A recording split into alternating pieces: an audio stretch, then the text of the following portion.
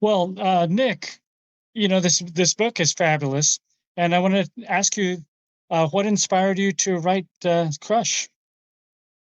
So I really wanted to tell I thought the full story of wine. And mostly wine is sort of perceived in the media and elsewhere as this sort of fairy tale land of uh, everybody's got like white pants on with no wine stains on them. Everybody's sipping wine on the deck. No work is being done. And everything is just fabulous. And the wine just sort of comes out of nowhere.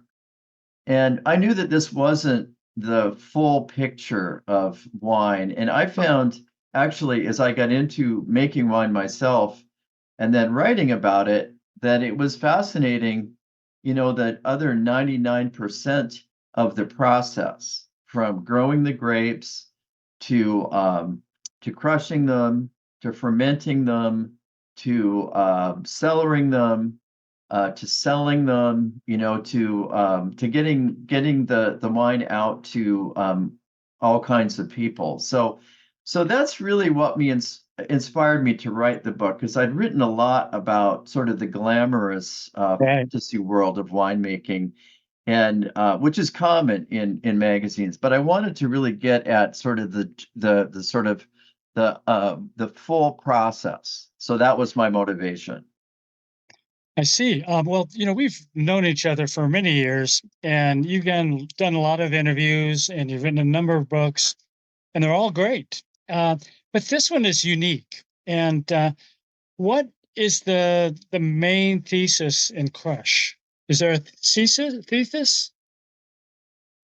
So Crush is it's a it's a story about my search for making the best wine. And so along the way, I have it's sort of like I was just saying, I had this illusion that early on that winemaking was all about just wonderful moments and everybody enjoying themselves. And so the book is a quest narrative to make the best wine possible, given my particular circumstances, and then what I learned along the way. So that's kind of what unifies it. And then there is all kinds of steps of learning, writing about famous winemakers, and then experimenting myself Yeah.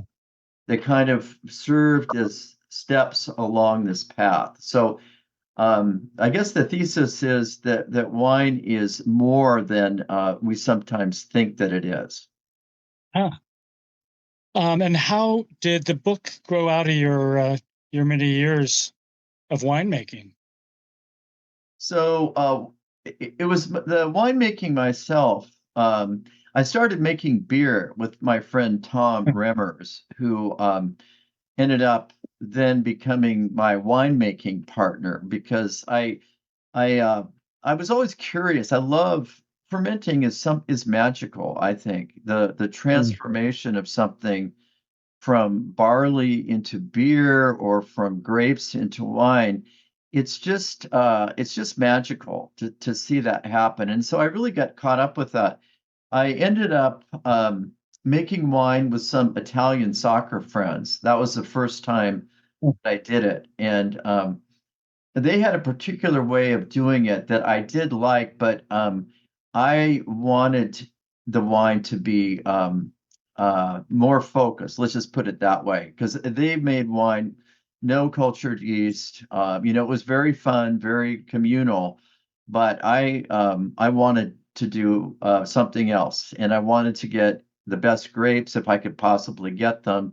And so I wanted to start moving in that direction. And as I did, I just thought this is a great story. Nobody's really ever written this story. I mean, little pieces here and there, but nobody has really kind of revealed what that process is actually like, the unvarnished aspect of it. And that's not to say that it's bad. It's just that it's not the kind of the glamorous view. It's kind of the real view. And I think if you love that, that's really what qualifies you to make wine because you have to love every part of the process to do it well. Well, it's a lot of hard work, as you know, Yeah. and you know, um, it's great work, but some of it is, not really glamorous. And they say that winemaking is mostly cleaning up, and I think that's probably true. So, about when did you begin writing about wine? I mean, did you have these soccer guys teach you a little bit about it? So that was 1994. Yeah. So I've been writing about wine before, for various magazines and so forth. Just, stories, travel stories, some, and I've always been interested in it ever since I was a student in France. That's where I really, but honestly, I've been interested in stuff like this.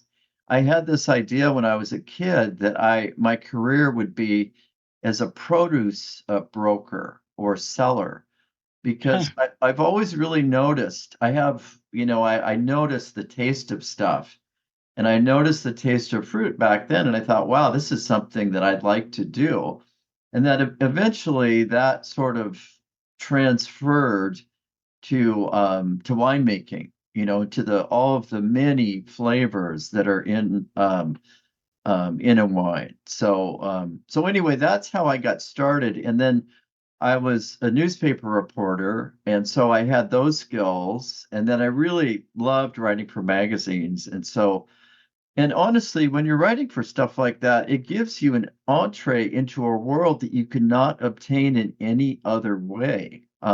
People are willing to talk with you. And so I just have always taken advantage of that. And because I have a lot of curiosity about things. And so that's Yeah. the early aspects of it. I started thinking, this is a great story. I want to keep going with it. I want to do more than just write a magazine piece. I want to write a book about it. Cool. So, how was Writing Crush different than your other writing? So it was different in that. So I've written about mountaineering before and Northwest Mm-hmm. history, literature. And then I've written a lot about travel. So this was more focused, and it's focused on my experience of doing it, of making wine, drinking it, traveling, that kind of thing. Um, so it's not that different from the other stuff I've done, but it's more focused on this one particular subject, and I'd never quite done that sort of thing at least in nonfiction before. Well, it seems to me that I understand what you're saying, but it's becoming kind of a memoir. It's about your family somewhat and your lives over many, many years. Does that seem true to you? And is it another variety of writing? Yeah, it's definitely memoir, or there's an aspect of it, because what I wanted to do is the book is organized kind of. There's a year-long aspect to it. It starts with the crush in the fall, and we're trying to figure out how to do this correctly, and then it ends with the bottling party at the very end. But I really wanted it to be deeper than that. I wanted more about some of the history and then my experience of, say, traveling to France and working at these various wineries up and down the West Coast. And so those are kind of added parts of it. They were added parts of the quest because my sense of wine is that it's more than just there's just a lot of history and so forth to it, and if you know it, it just makes the experience of drinking wine that much better. And so I wanted to give a kind of full accounting of my sense of all of that, which included memoir, which included profiles of famous winemakers, and then a description of kind of the not just the nitty gritty, but just the sort of experience Mhm. essentially, of what it Yeah. is to make wine. You've seen a lot of all the world's great winemaking countries, and in the United States, all the states that were really great winemaking places. Like Napa Valley. You did interviews with some of the people that were there on Red Mountain, and it's been over what 35 years, I guess less than that. But what would you consider your favorite wine out of those that you've tasted? That's a tough question. I mean, I don't really have a favorite wine. There's some that I don't like very much. I'm not really going to go into that. But so Mhm. I guess what I would say, I really like wine that's an expression of place. So it tastes like Napa, it tastes like Mhm. Red Mountain, and then it's interpreted by a particular winemaker. So one of the people that I just adored in doing this book was Warren Winiarski of Stag's Leap Wine Cellars, whose wine won the Judgment of Paris, and his Yeah. wine was fabulous, but different from, say, one of his proteges, Michael Salacci, or Chris Howell at Kane.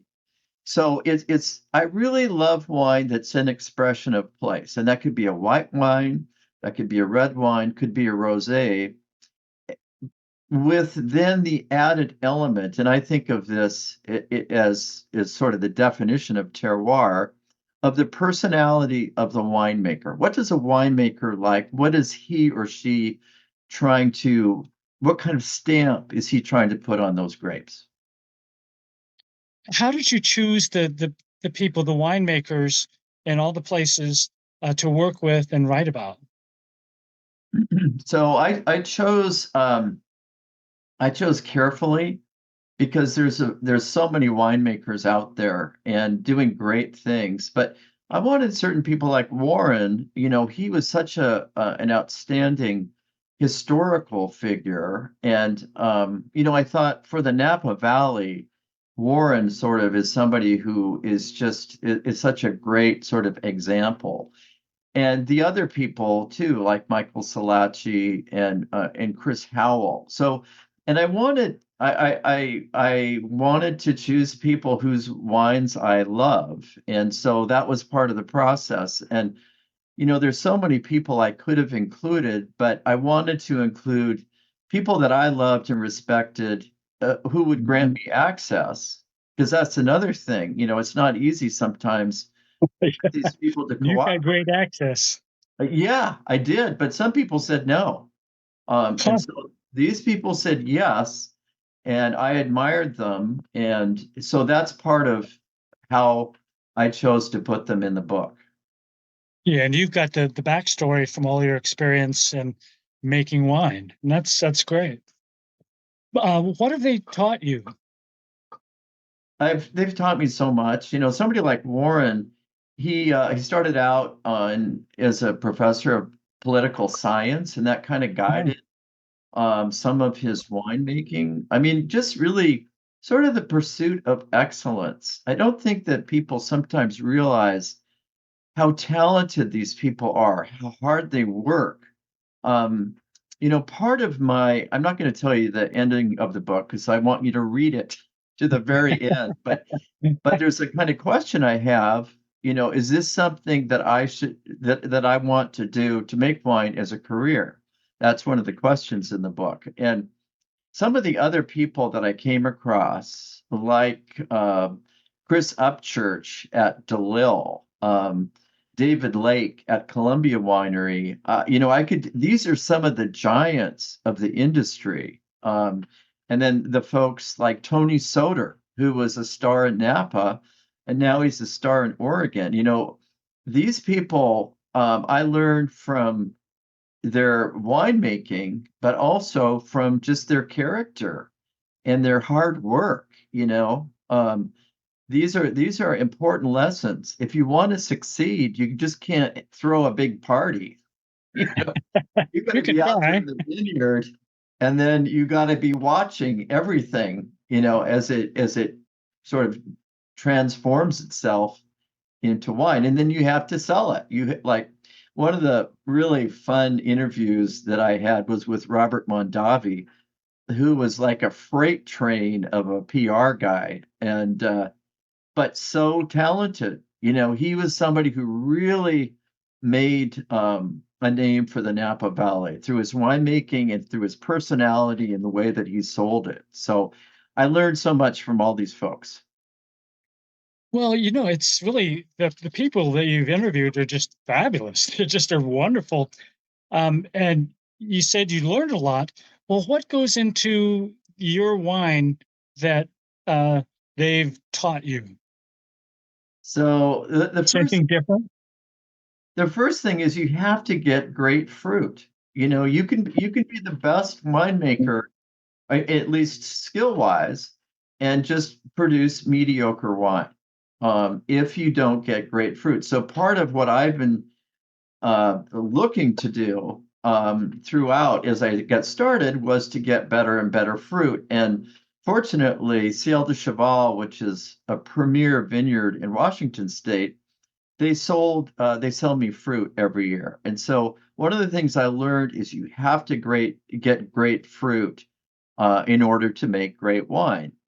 And then the other thing, and I follow this in our winemaking at Lake Opin, you have to be pay great attention to each part of the winemaking. So we ended up hiring Erica Orr, an enologist, to help us with that. She's such a knowledgeable person. She works with a lot of wineries, and so she really helps us. We just took our juice, a sample, to her to kind of get her advice about how to make the wine. So that's one of the things that I've learned also is you have to rely on certain people to help you in that process. So those are Mhm. just a few of the things that I've learned.